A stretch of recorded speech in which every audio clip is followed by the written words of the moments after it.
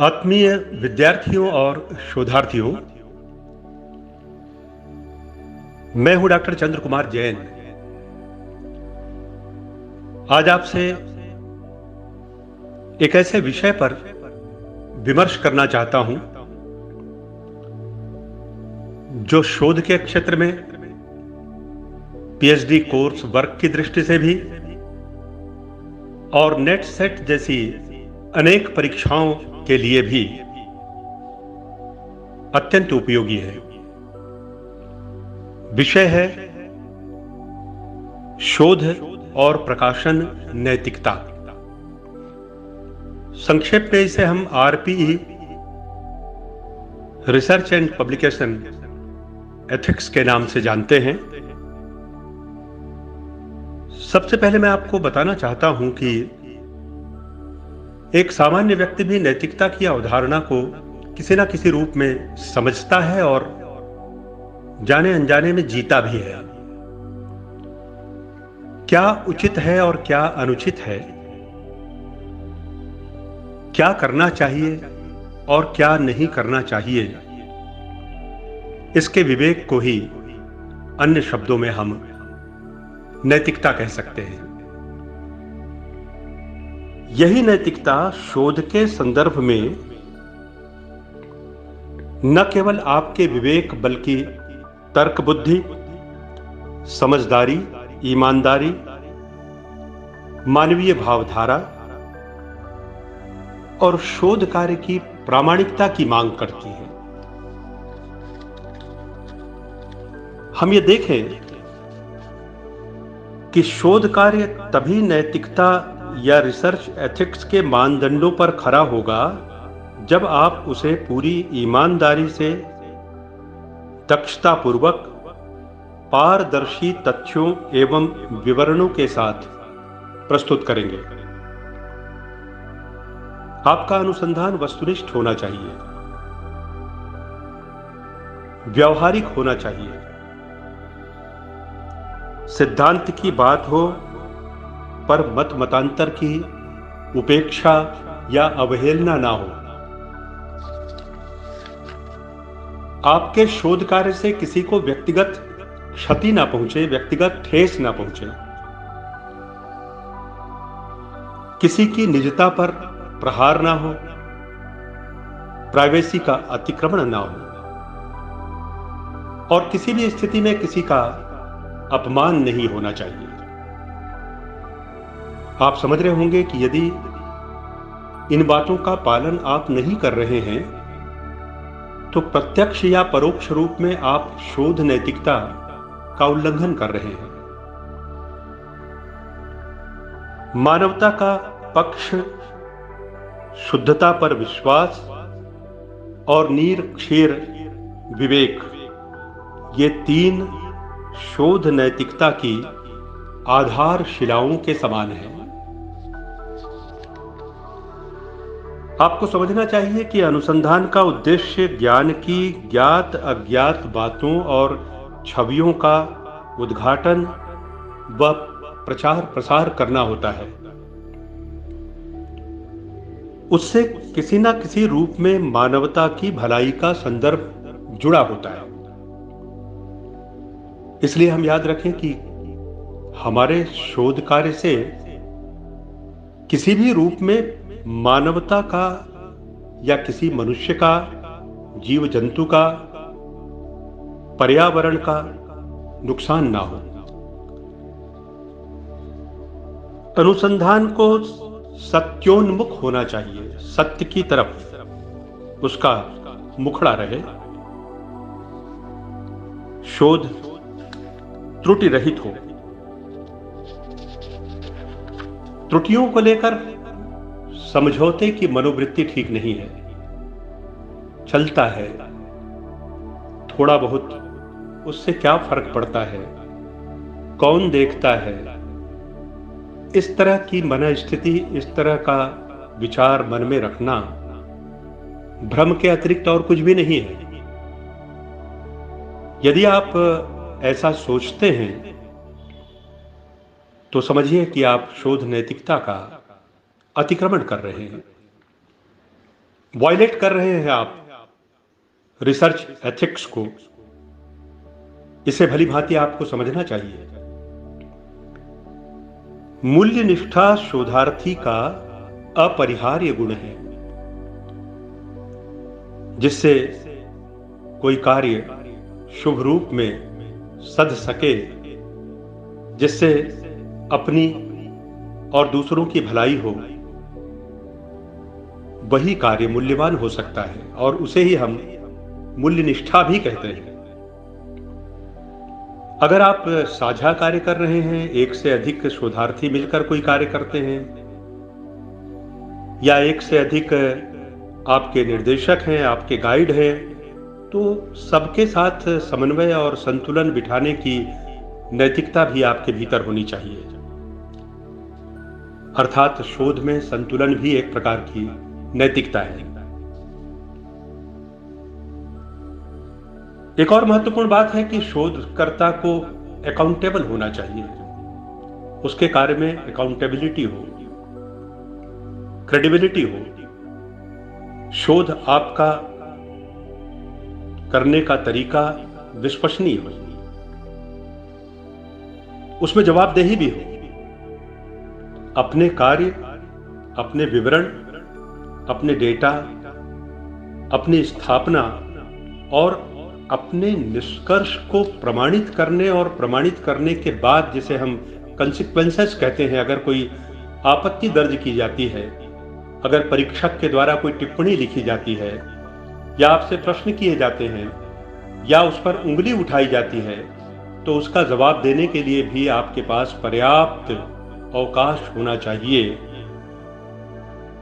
यदि ऐसा है तभी आपका शोध कार्य अकाउंटेबल कहलाएगा, उसकी अकाउंटेबिलिटी होगी। और यदि ऐसा नहीं है तो नैतिक धरातल पर, नैतिक स्तर पर कहीं ना कहीं आपने नियमों को वायलेट किया है, अतिक्रमण किया है या उसका उल्लंघन किया है, यह बात छुप नहीं पाएगी। आपको ध्यान रखना चाहिए। एक और महत्वपूर्ण बिंदु है शोध नैतिकता से जुड़ा हुआ। प्रकाशन पर तो हम थोड़ी सी चर्चा बाद में कर लेंगे, शोध पत्रों के प्रकाशन पर, पुस्तकों के प्रकाशन पर। फिलहाल हम शोध नैतिकता, अनुसंधान की नैतिकता, रिसर्च एथिक्स पर ही केंद्रित है, उसी पर एकाग्र है। रिसर्च में, शोध में किसी प्रकार का भेदभाव या पक्षपात नहीं होना चाहिए और उसे किसी भी तरह के गफलत से, मैनिपुलेशन से मुक्त होना चाहिए। तोड़ मरोड़ कर चीजों को प्रस्तुत करना, अपने दृष्टिकोण, अपने नजरिए, अपनी मान्यताओं को स्थापित करने के लिए परंपरा से प्राप्त ज्ञान की सर्वथा उपेक्षा कर देना, या नए ज्ञान की संभावनाओं के द्वार स्वयं बंद कर देना, दुराव छुपाव करना, गलत तथ्यों और बातों को उजागर करना, सही तथ्यों और बातों को छुपा देना, ये भरोसेमंद शोधार्थी का कार्य कभी नहीं हो सकता। शोध विश्वसनीय होना चाहिए और शोधार्थी को भरोसेमंद होना चाहिए।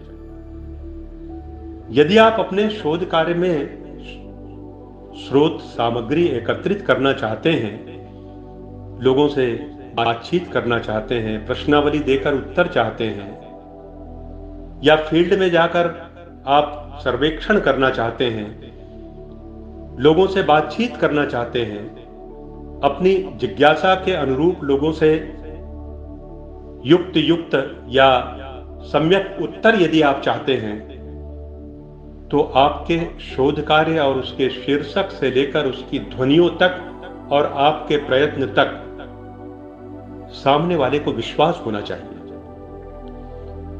कोई तब तक सहयोग प्रदान नहीं करता है जब तक वह आश्वस्त ना हो जाए कि इस कार्य के पीछे अपनी शक्ति या अपना समय लगाना वास्तव में उचित होगा।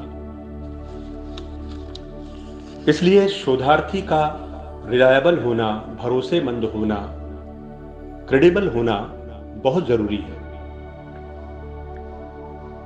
आपके शोध कार्य से संबंधित पूर्व में जो कार्य हो चुके हैं उनके संदर्भों की दुराव छुपाव के साथ किसी भी प्रकार की चोरी नहीं होनी चाहिए। शोध विवरणों में खुलापन हो, मुक्त चित्त से लिखें, परंतु दुर्भावनावश कोई अनावश्यक बातें उसमें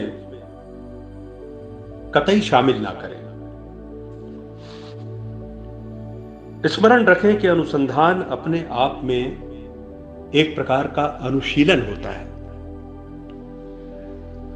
अनुशीलन गंभीर अध्ययन को कहा जाता है। अंग्रेजी में उसे सोलेम रिस्पॉन्सिबिलिटी कहते हैं। शोध करना, रिसर्च करना कोई मामूली या साधारण सी बात नहीं है, वह बड़ी जिम्मेदारी का काम है। परंतु इस पर अमल करने वाले यदि अमल ही ना करें तो शोधार्थी को सामग्री से लेकर लोगों तक यदि सहयोग प्राप्त भी हो जाए तो कोई भला होने वाला नहीं है। शोध की नैतिकता के प्रति, उसके एथिक्स के प्रति जो शोधार्थी समर्पित है, सजग है, जागरूक है, उसके लिए तो पूरा वातावरण स्वयं सहयोग देने के लिए भी अगर तत्पर हो जाए, तैयार हो जाए और आगे बढ़कर पुकार पुकार कर उसे कहने लगे कि हम तुम्हारे साथ हैं, तो कोई आश्चर्य की बात नहीं है।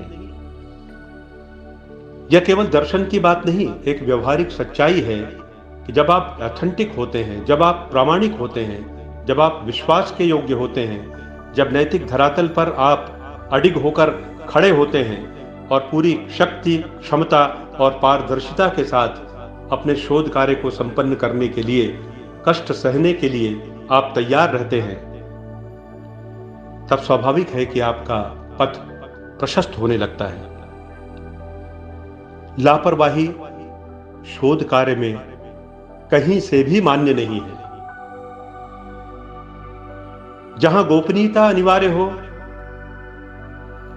आपको उसे भंग नहीं करना चाहिए। किसी को व्यक्तिगत क्षति नहीं पहुंचनी चाहिए। शोध कार्य के दौरान शासन के निर्देशों और शोध एजेंसी के उद्देश्यों का आपको ध्यान रखना चाहिए। समय समय पर जो नियम बनते हैं, नियमों में परिवर्तन किया जाता है, उसके प्रति भी आपको जागरूक रहना चाहिए। शोधार्थी की नैतिकता समय सीमा से भी जुड़ी हुई है।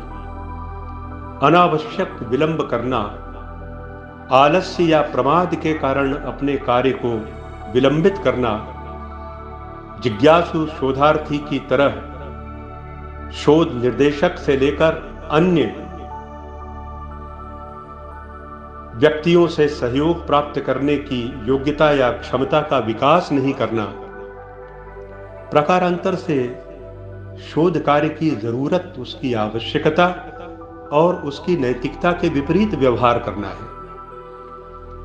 नैतिकता के मानदंड सबके सब लिखे हुए ही हों आवश्यक नहीं है। जो अनुचित है वो अनैतिक है और जो उचित है वह नैतिक है। जिससे सकारात्मकता का मार्ग प्रशस्त होता है वह नैतिक है और जिससे नकारात्मक प्रतिफल प्राप्त होता हो वह अनैतिक है।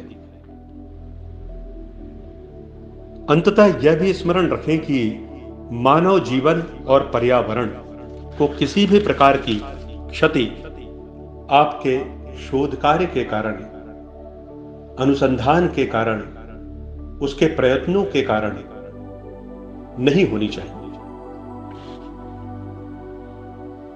थोड़ी सी चर्चा मैं आपसे शोध नैतिकता के साथ साथ प्रकाशन की नैतिकता पर भी कर लूं। इसमें पहली और महत्वपूर्ण बात है, किसी भी स्थिति में बौद्धिक संपदा की चोरी नहीं होनी चाहिए। इंटेलेक्चुअल प्रॉपर्टी का मतलब है कि किसी व्यक्ति ने कोई प्रस्थापना की है, कोई शोध किया है, कोई कार्य किया है, कोई किताब लिखी है, किसी लेख का प्रकाशन किया है, शोध आलेख उसने लिखा है, या किसी भी रूप में उसने अपने आप को स्वयं को संप्रेषित किया है, और आप उसकी सामग्री का बिना अनुमति के, बगैर संदर्भ दिए सीमा से अधिक यदि उपयोग करते हैं, तो आप मानकर चलिए कि आप इंटेलेक्चुअल प्रॉपर्टी को क्षति पहुंचाते हैं। आप जानते हैं कि आपके पास प्रॉपर्टी होती है तो प्रॉपर्टी टैक्स आपको देना पड़ता है, परंतु इंटेलेक्चुअल प्रॉपर्टी एक ऐसी प्रॉपर्टी है जो अदृश्य होती है, उसके लिए कोई टैक्स देने की तो जरूरत नहीं पड़ती, परंतु यदि आप उसका दुरुपयोग करते हैं तो किसी ना किसी रूप में आप उस पर एक प्रकार से भार अपना डाल रहे हैं, और आप ऐसा करके निर्भर नहीं रह सकते। इस बात का ध्यान आपको बराबर रखना चाहिए। शोधार्थी स्वयं जानता है कि उसका अपना कितना है, उसमें मौलिकता कितनी है, और उसने सामग्री वास्तव में कहां से प्राप्त की है, और अपने शोध कार्य में उसका किस प्रकार उसने उपयोग किया है। आजकल बौद्धिक संपदा और इससे संबंधित बातें बढ़ चढ़कर यदि की जा रही हैं, तो उसके पीछे कारण यही है कि शोध कार्य में पुनरावृत्ति बहुत हो रही है, आवृत्ति बहुत हो रही है, रिपीटिशन बहुत हो रहा है, पिष्टपेशन बहुत हो रहा है। और ऐसी स्थिति में शोधार्थी की जिम्मेदारी शोध नैतिकता के संदर्भ में, अनुसंधान की मॉरलिटी के संदर्भ में और भी बढ़ जाती है। यह बात हमें अच्छी तरह से ध्यान में रखनी चाहिए और हमें समझना चाहिए कि हमारी जिम्मेदारी क्या है।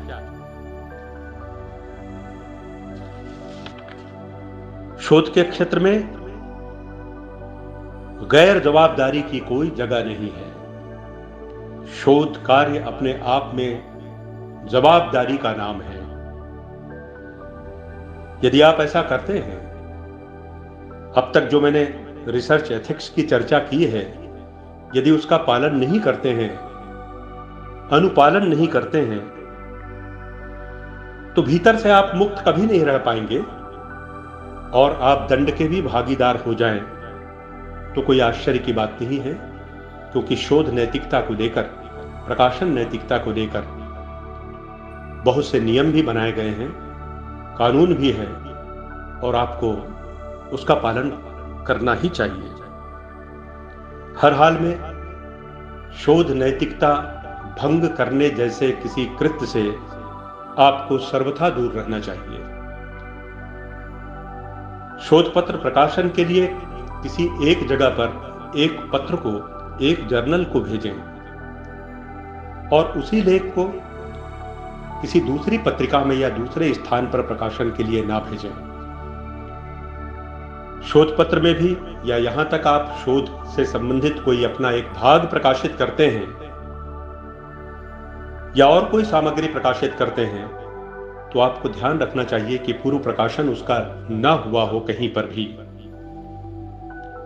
संदर्भ उचित दिए जाएं, पर्याप्त संदर्भ उल्लेखित हों। किसी भी स्थिति में किसी के विचार को अपना विचार बताकर या प्रकारांतर से प्रस्तुत करने की कुचेष्टा ना हो। शोध प्रकाशन में मौलिकता बहुत महत्वपूर्ण तथ्य है, तत्व है और गुण है, और मौलिकता के लिए सोच भी मौलिक हो, बुद्धि भी शुद्ध हो और ध्येय भी पवित्र हो। यह त्रिवेणी संगम यदि वहां हो सके, तभी शोध नैतिकता और शोध प्रकाशन को लेकर आपकी समझ प्रामाणिक हुई, यह विश्वास पूर्वक कहा जा सकेगा।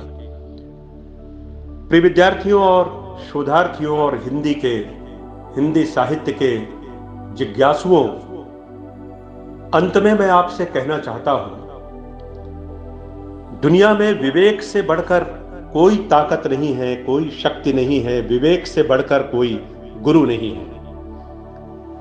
इंसान के पास यदि वह विवेक है तो वह ज्ञान का, विद्या का आराधक भी है और वह विद्यार्थी भी है और ज्ञानी भी है। वास्तव में विवेक के दिए में ही ज्ञान की ज्योति प्रज्वलित होती है। अंततः विवेक ही हमें सत्य, असत्य और सही गलत का बोध करवाता है। देखा जाए तो विवेक ही अंतिम नैतिकता है। मुझे विश्वास है कि शोध नैतिकता, रिसर्च एथिक्स और प्रकाशन नैतिकता, पब्लिकेशन एथिक्स, यानी एक तरह से एटीट्यूड हम कह सकते हैं, नजरिया कह सकते हैं, दृष्टिकोण कह सकते हैं, इनके प्रति पूरी तरह जागरूक रहकर, सजग रहकर, सचेत रहकर, दृढ़ निष्ठा और समर्पण के साथ आप अपना शोध कार्य संपन्न करेंगे और अंततः उसकी संतुष्टि के अधिकारी बनेंगे। आप सभी को मंगलाशा के साथ अनंत स्वस्ति कामनाएं।